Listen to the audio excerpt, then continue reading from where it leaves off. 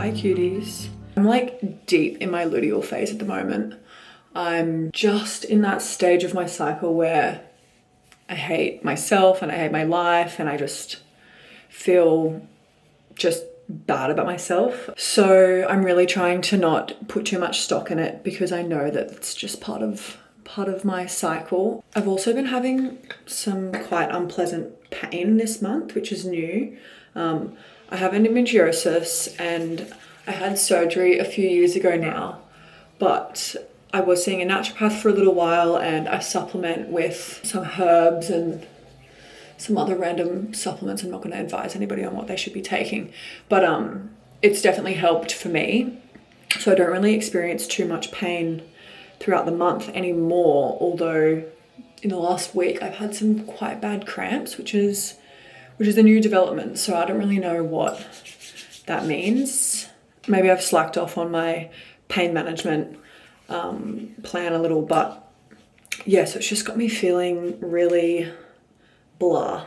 I'm just getting ready for a work day today and I've been trying to figure out what videos I want to film when I go to Italy in July and sort of just get into my head what I want to create for you guys. I'm thinking a day in my life in southern Italy. I'm obviously going to do a vlog about the ceramics course, which is a week-long course. But yeah, I don't know what else you guys want to see. I'm also tossing up whether I should film most of my videos on this camera, my camcorder, or if I should also incorporate my Sony. I have a Sony a6 400 and a couple of lenses, and it's such a beautiful camera. It's really easy to travel with because it's mirrorless and it's lightweight, but the quality is so stunning. And I think for something like a travel vlog and going somewhere as beautiful as Italy, I kind of want to create and be able to capture like the beauty of it all in a hi-fi and a lo-fi way. So I don't know if I want to combine the two styles of footage or just stick to one. So if you'd prefer to see either or, please let me know. And yeah, just let me know what sort of European content you want to see. I have a lot of ideas. That looks crazy. But yeah, I have a lot of work to do today. I'm kind of just a slave to my 9 to 5 at the moment, which is a little depressing. I'm trying to find my life again outside of my 9 to 5, and it's proving to be a little challenging. But yeah, that's sort of what this vlog is going to be, is just staying creative and having my own life outside of work. So yeah, I really hope you enjoy the rest of the vlog.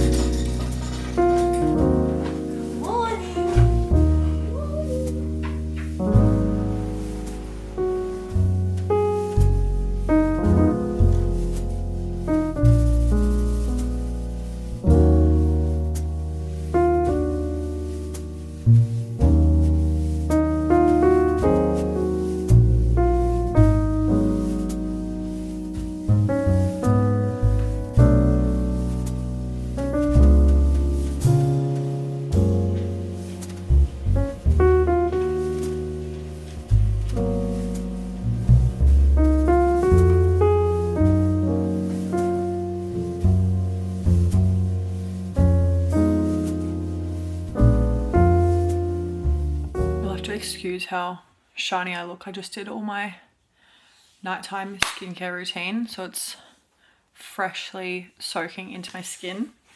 But I wanted to chat to you guys about the 2 books that I've been reading. We'll start with this. This is The Passion According to GH by Clarice Lispector. I was highly anticipating to absolutely love and devour this book, but it is completely losing me.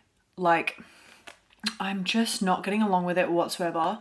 I think the fact that the entire story takes place in the same room over a very small incident, and she's kind of just like spiraling out of control, and it's quite abstract, that I'm just really finding it hard to kind of connect and stay interested. So where am I? I think I'm only on page 83, and like realistically this shouldn't take me very long to read, but I just keep getting lost, and then I have to go back and read the last 2 pages that I just read because I've just lost interest and my mind just starts thinking of other things. So I'm willing to restart or revisit at a later date, but I think for now I'm not going to force myself to finish it because it's just not resonating with me. I'd rather just move on. And then also kind of in the same vein, this is Nochita by Dear Felix. And again, very abstract. It's about a young girl who is raised in kind of like a cult. Her mother's sort of a health guru, kind of alternative health guru, and she passes away and ends up going to live with her father and stepmother, and they're kind of just quite neglectful, and she has a lot of independence and she's very young, so she kind of just gets up to all kinds of mischief. But again, Nochita has an extremely wild imagination, and the way that the book is structured, it's not in chapters, so like this is one chapter here, just a single page, and then another chapter might be a few pages or half a page, and it's kind of jumping around a lot. And again, I'm kind of just getting lost in the abstraction of it all. I feel like I'm really craving just like a good old classic fiction story where we have the characters, they're going through something hard and they overcome. I don't know. I think I've just been reading a lot of more abstract sort of stuff at the moment, so I'm craving something easy where I can just connect with the characters and just kind of fall in love with the story. But following that, I have a lot of books that I need to read, so I won't be going and purchasing anymore. So I'm thinking maybe Go and Tell It on the Mountain by James Baldwin. I love James Baldwin, so I think I'll really get along with this. This is actually an entire TBR, and then there's more in front of me. I definitely don't need to buy anything new. I need to read what I have. I want something fun. I want something lighthearted. Maybe... Oh, actually, I've got these 2 Daphne du Maurier that I bought ages ago. The Jamaica Inn, and then I've also got My Cousin Rachel. I feel like that's short, fun, should get me out of a reading slump. I've also got this, A Waiter in Paris, which I think I will love because I thoroughly enjoyed Kitchen Confidential by Anthony Bourdain, my Lord and Saviour. I would actually reread that as well, except my copy of it is absolutely trash because Pickle got to it when he was a puppy and basically ripped it to shreds, but I don't want to get rid of it because now it feels like a memory. So yeah, let me know what you think I should read next or what you've been reading. I absolutely love to know what's on other people's TBR lists. It's one of the main ways that I find things to read. So yeah, please share if you'd like. But yeah, I think I'm gonna watch a movie. I want to watch like an old film. I just got a subscription to Mubi, so there's all like the fun art house, independent, old school films on there, plus some new stuff. So I think I might dabble in that and then read a little bit before bed. Yeah. Okay, you've never met your grandma. Well, thank you for reminding me. I wanted to talk you guys through some of my recent purchases, both for the upcoming winter in Melbourne, as well as some more summary pieces for my trip to Italy and Europe in July. There's quite a bit to get through, so I think we should just jump straight into it. Straight off the bat is a new brand that I've never purchased from before called Nothing Written. They are a Korean-based fashion brand, and I've been eyeing off their pieces for a while. I've seen Melissa talk about them a lot, and the piece that I was most interested in originally was one of their grey v-neck sweaters. So this is 100% alpaca wool. It is a tiny bit scratchy, so I do like to wear a t-shirt underneath, and I love the way a white t-shirt looks poking out from underneath the v-neck, and it is so warm, and I just think it's a great layering piece for this trans-seasonal time that we're in at the moment, as it does start to cool down a fair bit for winter. But I'll definitely be able to use this as a layering piece when it's really cold as well. Secondly is this really beautiful baseball tee inspired sweater. I just thought this was a really nice casual piece to have in my wardrobe. I feel like I definitely tend to lean towards pieces that are a little bit more dressy or more of a statement, and then I end up having no staples in my wardrobe. So I just thought this was a really cute casual piece that I can throw on, and it looks really cute with jeans. It's a little bit of a sporty vibe. And I just really love, it's a cream with a navy blue, which I think complements my skin tone really well. And then lastly, from Nothing Written, is this beautiful khaki chore jacket. It has 4 buttons and this flat collar, which I really, really love. And I just think it's so well fitted, albeit it is the tiniest bit small. I do have a bit of a larger bust, nothing crazy. However, it is just a tiny bit tight across there, but I like the idea of being able to wear it open as well with just the top button done up. Moving on to vintage and secondhand. These jeans unfortunately do not fit me. I waited 6 weeks for them to arrive on eBay. They are 2001 spring summer Stella McCartney for Chloe, and these are like my dream jeans. I just think they're so much fun. They're a boot cut, so they have a tiny little flare, but they're low rise, and I wish they fit me so badly. I honestly don't know if they ever will. It's just this fabric is not stretchy whatsoever, even though it is a denim. So I don't know, but I really don't want to part with them just yet. I feel like maybe I should hold on to them in case I have a daughter one day and she can wear them. Next is this gorgeous 100% wool midi skirt. I just think that this is going to be such a staple in my wardrobe. It's such a minimalistic, beautiful shape. And I just love the pink. To me, pink is just a neutral.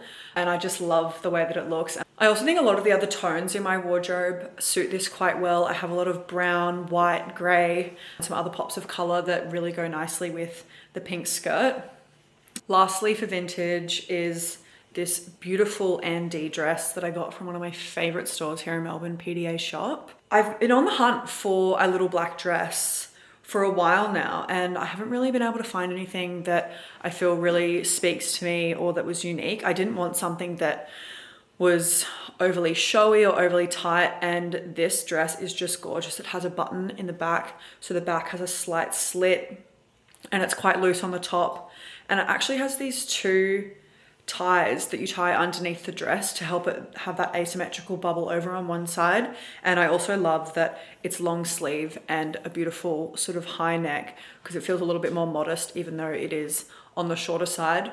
But I absolutely love this, and it's 100% cotton as well, and it's just absolutely gorgeous. I recently wore this on a date night that we went on, and it was so perfect. Going on to more basics territory, I have a few pieces from Assembly Label that I actually picked up from their outlet store. It's these beautiful pair of jeans. I appreciate the length of these. I know I have a similar pair in a similar wash, although they're a higher waist, these are a mid-waist, and I just really love the length. And then all of their basic singlets and t-shirts are absolutely to die for. They're all 100% cotton, but I just love the shape of the thinner straps. And then I also picked up a coat from the outlet as well. It's just a classic lightweight trench. I like the button closure though, and the fact that you can do it all the way up at the top. I really appreciate that. And I actually like that it doesn't have any sort of belting around the mid section. I just find that sometimes it's just too much going on, and I like to have that more A-line silhouette in a coat sometimes. And it also looks really cute if you pop the collar as well. And then moving on to Olga Joan. You guys know how much I love Olga Joan. I've worked with them a few times to create content. All of these pieces will be coming with me to Europe in July. This blue singlet is so cute. I love the color. Again, it's really form-fitting. It's not loose in the wrong places, and it's just a really sweet color, and I think it will go beautifully with my brown silk skirt that I have from them. They also sent me one of their bandanas, which is so cute. I just can imagine the brown skirt with the bandana, and then the periwinkle singlet is just such a cute outfit. And then I also have one of their mid-length black skirts as well, which I think is just an absolute staple. So I can't wait to wear all of these beautiful, beautiful lightweight fabrics and natural fabrics in Europe this summer. I can't believe I'm saying that. The next are these two hats from Ilana Blumeberg. They are made in the UK and Romania. They're all small run, 100% natural fibers. This hat is honestly my new personality. You probably would have seen me wear this in my studio vlog a few videos ago, but I just absolutely am obsessed with these little flaps here. I just think it's so cute. And then also from her, this one is more for when it's raining or it's really windy out. This is 100% lamb's wool and it's slightly water wicking. I've been wanting a bonnet for a while and I feel like this one was just the perfect one for me. And I love how low it goes at the back. So if you've got a coat on, there's nothing that can get in. And I just think it's so perfect. And then last but not least are these gorgeous pieces from Harris Tapper that I picked up from their sale a few weeks ago. I honestly think that these pieces are going to be in my life forever. Firstly, starting with this gorgeous lace tulle dress. I absolutely love the velvet straps on this. It is just so pretty. You can layer it over jeans, or I think I need to get a nice slip dress to go underneath this, and hopefully I can find a way to style this in Europe as well. I just think this will be so gorge for a beautiful dinner at sunset on the ocean, eating seafood and just enjoying time spent with my mum on this trip that we're gonna go on. Lastly, this is a set. It's a high neck, so you have a little bit more modesty, and I just want to be able to layer a black bra underneath or even a turtleneck as well. I think this with a pair of black pants will also be really, really beautiful. And then of course we have the matching tulle skirt as well. But again, a forever piece in my wardrobe. Very easy to layer, very easy to style for both warm weather and cooler weather, and good together and good as separates as well. If you stuck around to the end of that haul, you're an absolute real one. I can't wait to wear these pieces more and more over the coming months. Let me know which one was your favorite, or if there's any brands that you want me to try. I can't wait to be wearing these pieces all winter and summer long.